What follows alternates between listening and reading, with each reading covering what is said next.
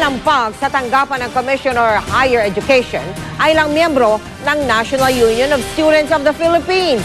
Pinoprotesta nila ang hirit na taas matrikula ng mahigit 300 universidad at kolehiyo. Nagnoy-noying pa ang mga militanteng estudyante. Ang panawagan nila, ibasura ng CHED ang hiling na tuition hike. Lalo pat natataas pa lang daw ng matrikula nitong school year 2011-2012. Nag-high na sila ng reklamo kaugnay nito. Masusi naman daw yung pag-aaralan ng CHED.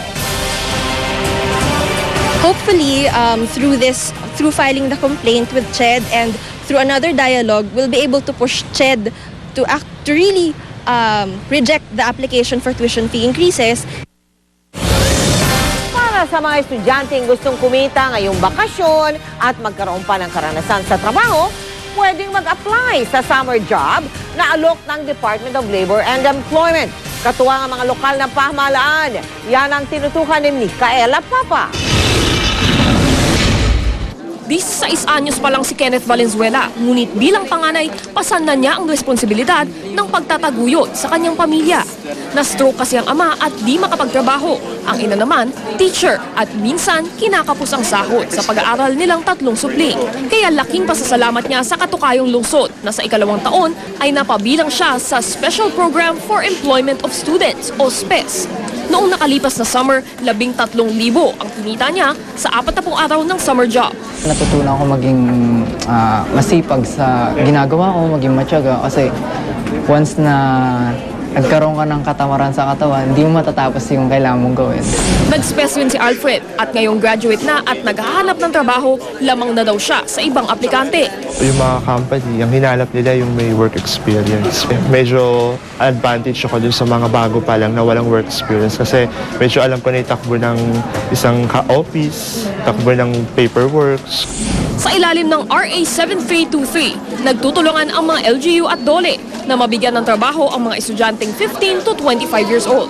Kailangan nila because of financial reasons. Mga parents, hindi talaga nila, hindi na sila kayang pag-aralin. Nagiging inspiration nila na kailangan, they must be very strong determination and conviction to fulfill their dreams. 10 pribadong kumpanya tulad ng paper companies at fast food restaurants ang maaaring puntahan ng 2,100 na aplikanteng nakapasa.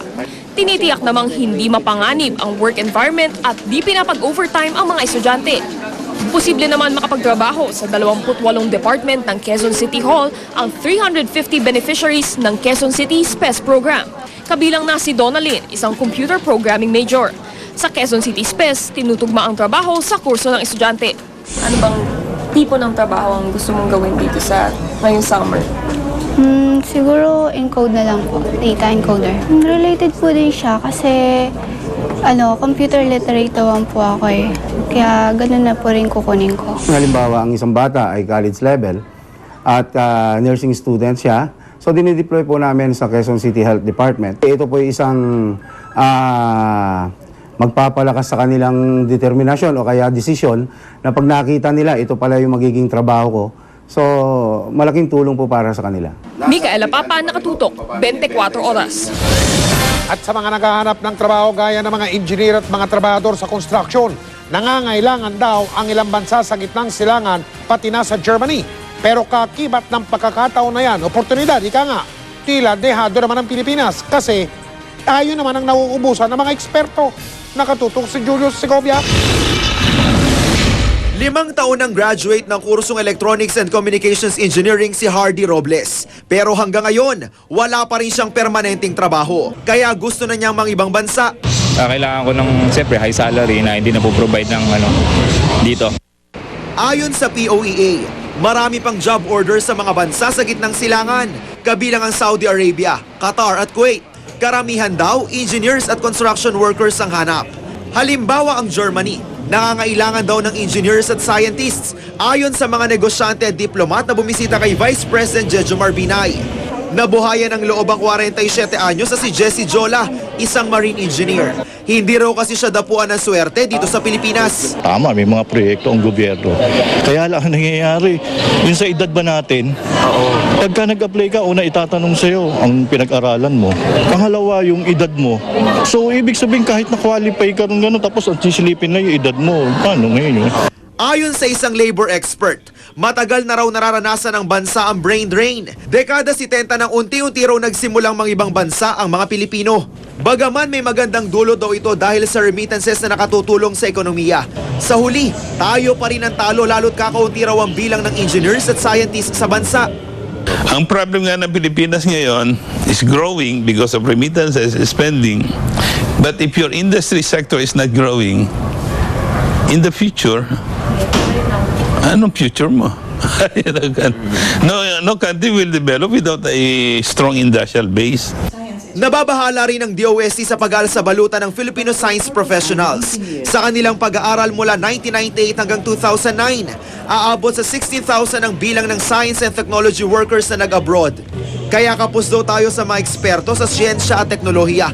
I think there's reason to get worried because as of now, if we don't attend to this, then it would be very difficult for us to cope with that need. Pero ayon sa POEA, di naman daw ura-uradang makakahakot ng engineers at scientists ang Germany mula sa Pilipinas. Hindi, kasi isa yun sa pag-aaralan din, yung matter ng supply natin dito sa Pilipinas. As well as yung credentials matching nila as to whether their credentials here will be recognized in Germany. Sa huli, aminado ang gobyerno na hindi naman daw nila mapipigil ang mga Pilipinong mga ibang bansa, lalo na kung kumakalam na ang kanilang sikmura. Julio Segovia, nakatutok, 24 oras.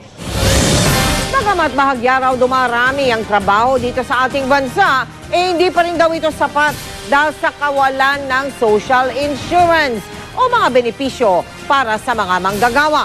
Sa ulat ng World Bank, 80% ng mga trabaho sa Pilipinas ay ganito ang sitwasyon. Nakatutok si Mark Salazar. Masasabi mo bang dekalidad ang trabaho mo ngayon, kung meron man? Maliban sa sapat ang sweldo mo para makakain, dapat may mabubunot ka kung magkakasakit ka. Dahil ang sabi ng Labor Force Survey ng National Statistics Office, 62% ng ating labor force walang kalidad ang trabaho dahil walang mga social insurance. Maayos ang trabaho ni Jeffrey nung nasa call center siya dahil kumikita siya ng halos 40,000 pesos kada buwan. Kaso wala siyang medical insurance sa loob ng 2 taon niya sa call center. Sa call center kasi, they will giving you na medical card kung regular ka na. Sa call center kasi renewal ng renewal, napakabihira lang sila mag-regular. Nagkasakit si Jeffrey sa kidney at kinailangan niyang magpa-dialysis 2 beses kada linggo.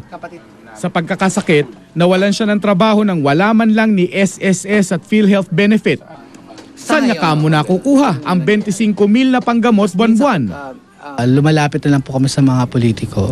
Tapos utang sa mga kaibigan, utang sa classmates. Minsan nag-MC ako sa mga event. So yun yung pinagkakataan ko. Biruin mo, nasa middle class pa si Jeffrey ayon sa pamantayan ng NSO sa ganda ng kita niya dati. Paano na lang yung mas marami sa ating kung hindi below poverty line ang kinikita, dikit na sa poverty line. Yan ang tinutukoy ng World Bank na bagamat nadadagdagan ng kaunti ang trabaho sa Pilipinas, 80% naman ng bagong trabaho ay mula sa informal sector at services, gaya ng call center na bihira ang may social insurance. There is a large scope for the government to improve welfare by providing more and better jobs to the Filipinos, increasing real income, and ensuring that everyone participates. Dahil ang pag-unlad raw ng ekonomiya natin, ayon sa World Bank, ay pag-igi ng ekonomiyang hindi nararamdaman ng gaya ni Jeffrey. This is the moment now to address some of the structural reforms that can produce the type of growth that is higher but also includes all citizens. Nagpapaalala lang daw ang World Bank kasi sa loob ng 5 dekada, hindi na umangat sa 1.4% ang ating per capita income o kita ng bawat Pilipino. Habang ang mga kapitbahay daw natin sa Asia, nasa 5% na ang iniangat ng mga mamamayan.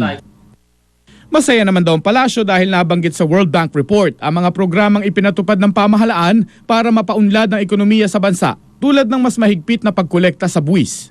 Magpapatuloy daw ang Aquino administration para maiangat ang buhay ng bawat Pilipino. The World Bank report on the Philippines entitled From Stability to Prosperity for All underlines the efforts of the Aquino administration to push fiscal and institutional reforms. As we continue to move forward towards inclusive economic growth, we agree with the World Bank on the need for reform in key areas which we are acting on.